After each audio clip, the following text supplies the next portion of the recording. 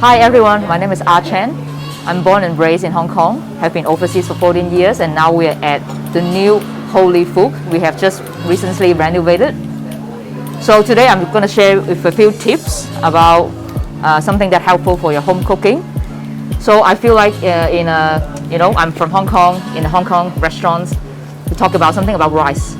So some people, when they're not familiar with rice, they always ask about cooking ratio. So usually when you cook rice, use a standard ratio of 1 part of rice to 1 part of water. Wash the rice, rinse the rice, and then use it. Let's say if you use a cup, use the same cup to measure. That is in general for long grain rice. Short grain rice can do as well. You can add a little bit more water. And then how about congee? Because myself, I love congee, and a lot of people in Hong Kong does. Usually it takes a long cooking time. I always have a little packet of rice, raw rice, in my freezer.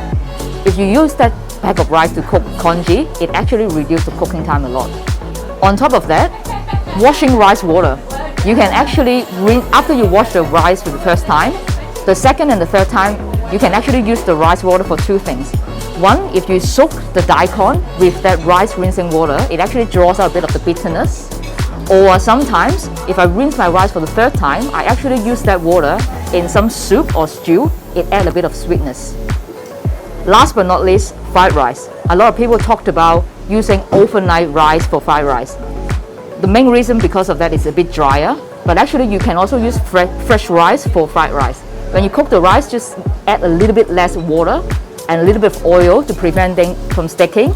After they cool down, you can actually use fresh rice for fried rice as well.